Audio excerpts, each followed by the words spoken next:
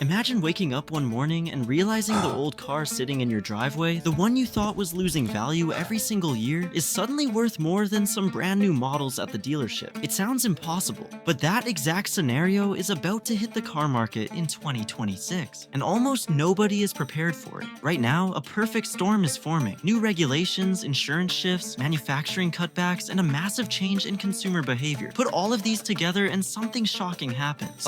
Old cars, regular cars, not collector's items, are about to become insanely valuable. And the window to get ahead of this is closing fast. If you own a used car, want to buy one, or you're thinking about selling, this next year may be the most important time to make your move. Because in 2026, everything we thought we knew about car depreciation flips upside down. Let's break down exactly why older cars are about to become gold. Because in 2026 and 2027, a perfect storm of regulations, insurance changes, city access rules, and manufacturer strategies will collide all at once.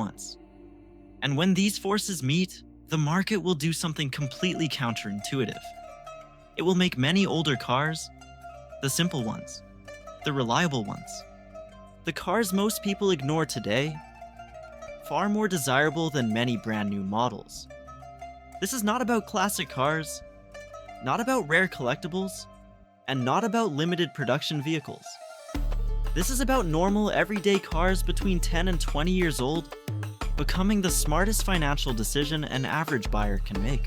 Cars that were worth pennies a few years ago, suddenly becoming valuable simply because they avoid a level of complexity, surveillance, and cost that newer cars cannot escape.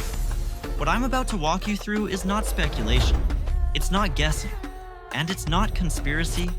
It is based on published European regulations, official insurance industry trends, automotive manufacturer reports, and market data that already exist today. The storm is real, and by the time most people understand what's happening, it will be too late to benefit from it. So let's break this down piece by piece, starting with the first major pillar of this shift, Euro 7. Euro 7 regulations begin rolling out in late 2026, not all at once, but gradually. First for new type approvals, then for all new vehicles, which means every car designed after this point must comply with one of the strictest and most complex emissions rule sets Europe has ever implemented. Most people think emission standards just mean cleaner exhaust, better catalytic converters, a tweak to the engine management. But Euro 7 changes something far deeper, something fundamental. It requires continuous, non-stop, always-on emissions monitoring. Every emissions-related component in a Euro 7 car must be tracked in real time by an onboard monitoring system that logs performance, detects failures,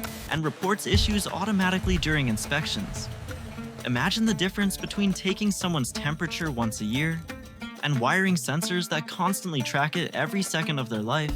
That is the difference between Euro 6 and Euro 7. Under Euro 7, the car becomes a self-reporting device. Every sensor, every valve, every part linked to emissions must be able to tell the system whether it's performing correctly at all times. This adds a level of complexity that older cars never had and will never need to have. And complexity always brings cost. Industry estimates say Euro 7 could add anywhere from 180 euros to over 2,000 euros to the cost of a new vehicle. But the real cost doesn't show up in the purchase price, it shows up in the repair bill 5 or 8 years later. Because an emissions sensor that costs 100 euros today could easily become a 400 or 500 euro smart module under Euro 7. A simple exhaust temperature probe becomes a coded VIN-locked component that can only be programmed with dealer tools. And when these systems fail, as sensors always do over time, the repair cost may shock owners. Now here's the key point, none of this affects cars built before Euro 7. A 2010 car, a 2015 car, even many cars from 2018 through 2025, they all remain permanently exempt. No continuous monitoring, no complex OBM systems, no self-reporting requirements, no additional hardware, no future compliance issues. They will forever be simpler and cheaper to maintain than a Euro 7 car. But Euro 7 is only the beginning, because while regulations push complexity on new cars, another industry is quietly adding pressure from a completely different angle. Insurance. Over the last 3 years, European insurance companies have aggressively pushed telematics-based policies. These policies offer discounts in exchange for monitoring your driving. Not just speed, not just harsh braking, they track acceleration, time of day, location data, urban zones, and even the specific roads you use. On paper, it sounds voluntary, you don't have to accept it, but in practice, traditional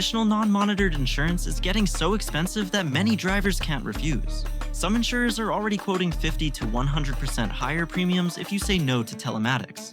And while these programs offer discounts for so-called safe driving, the definition of safe is becoming stricter every year. Accelerating briskly on a motorway, penalty. Driving after 10 p.m., penalty. Parking in a statistically risky neighborhood, penalty. Under GDPR, you technically must consent, but consent doesn't feel real when the alternative is paying double. Now here's where older cars quietly win again. Many companies across Europe offer special insurance policies for vehicles over 15 or 20 years old. These are not full classic car policies, but limited mileage or age-based policies designed for older, well-maintained vehicles. And because insurers know older car owners tend to be careful drivers, the premiums are dramatically cheaper.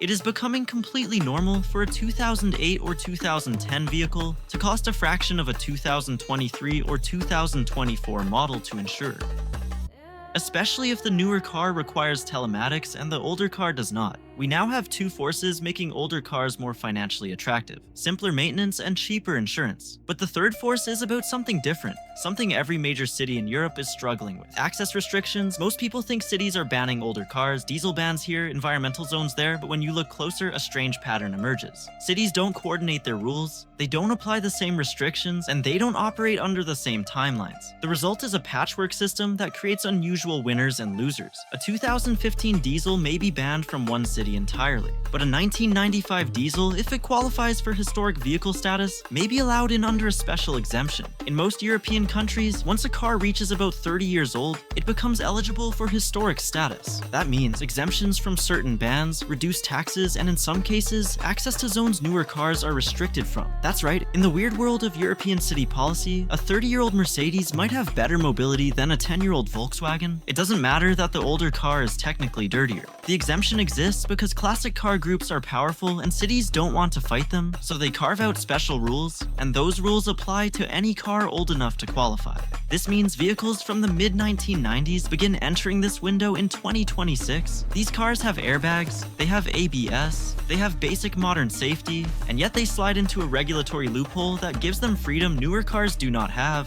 So far, we have three converging trends: Euro 7 making new cars more complex and expensive to repair, insurance companies making monitored driving the norm, and cities tightening access in ways that accidentally favor very old vehicles. But it doesn't stop there, because manufacturers are moving in a direction that many drivers absolutely hate: subscription features. We've already seen heated seat subscriptions, performance unlocks, and feature-on-demand systems, but that was just the beginning. Newer cars are being built with hardware already installed but locked behind paywalls. The switch might be there, the heating element might be there, but unless you pay a monthly fee, the feature remains disabled. Companies argue it gives flexibility, but to most buyers, it feels like being charged twice for the same thing. And unlike older cars where every button and feature just works, modern vehicles are turning into software platforms designed for recurring revenue. A 10 or 15-year-old car with traditional switches and hardware becomes more attractive simply because everything it has remains permanently unlocked. The next trend is something most car owners don't think about until it's too late: parts availability. Manufacturers typically support a vehicle with genuine parts for 10 to 15 years after production ends. After that, supply dries up and you rely on the aftermarket. But here's the twist: the aftermarket for older cars, especially popular models from the mid-2000s to mid-2010s, is exploding. Companies like Bosch, Fabi, Lemferter, Blueprint, and dozens more are expanding their catalogs for these vehicles because demand is rising year after year. Meanwhile, newer cars rely on VIN-coded parts, dealer programming, encrypted modules, and components that cannot be replaced without expensive proprietary tools. Independent mechanics are saying the same thing across Europe.